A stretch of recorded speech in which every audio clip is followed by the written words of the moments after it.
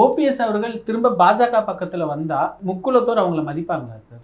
அது ஓபிஎஸ் நல்லாவே புரிஞ்சிருக்கிறாரு. இப்போ வெளியேறினதான் அவருக்கு பெரிய இம்பார்ட்டன்ஸ். இப்போ பாஜக எதிர்ப்பாளர்கள் அவரை தூக்கி கொண்டாடுறான். திராவிட கழகம், தமிழ் தேசியம், கிறிஸ்தவ முஸ்லீம் இவெல்லாம் இப்போ ஓபிஎஸ் கொண்டாடுறான். ஏன்னா பாஜக விட்டு நான் உறவை அறுத்து கொண்டேன், வெளியேறுகிறேன், என்டிஏ விட்டு வெளியேறுகிறேன்னு அவர் சொன்னதுல அவன்லாம் ரொம்ப புகழ்றான். ஊடகத்துலலாம் இன்னைக்கு ஓபிஎஸ் பெரிய அளவுக்கு போற்றி பார்க்கப்படுவதற்கும் முக்குலத்தோர் சமுதாயம் நல்ல முடிவு தான். இவர் எடப்பாடியும் அவரை காலி பண்ண பார்க்குறாப்புல, டெல்லியும் அதுக்கு துணை நிற்கலான்னா ஐயா என்ன செய்வாருன்னு அவங்க சொல்லக்கூடிய சூழ்நிலையிலும் இவர் ஒரு அறிக்கை விட்டு அந்த அறிக்கை கண்டுகொள்ளப்படாத ஒரு சூழ்நிலையும் அவருக்கு ஒரு பெரிய அனுதாபம் வந்தது.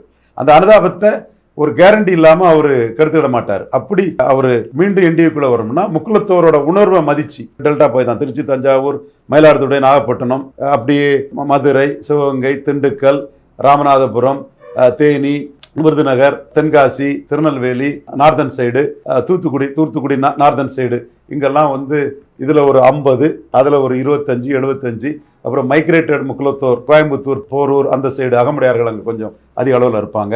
அது சிற்றி இப்படியெல்லாம் சேர்ந்து அவங்க ஒரு 90 தொகுதிகள்கிட்ட தமிழ் மண்ணில் ஒரு முக்கியமான சக்தியாக இருக்கிறாங்க. 90 தொகுதி வரை இருக்காங்க.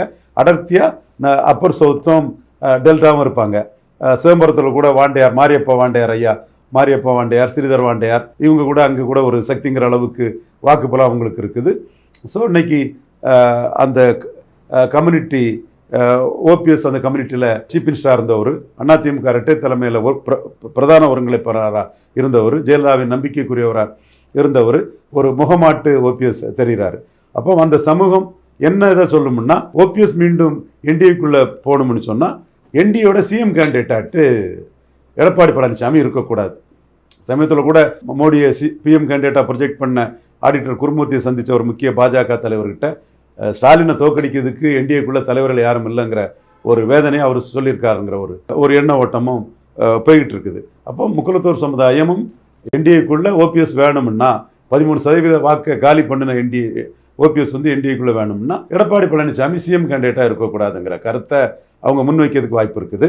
எந்த கேரண்டியும் இல்லாமல் ஒன்றும் இல்லாமல் எடப்பாடியை நம்பியெல்லாம் ஓபிஎஸ் என்டிஏக்குள்ளே போக மாட்டார். அது தற்கொலைக்கு சமம்னு அவருக்கு தெரியும்.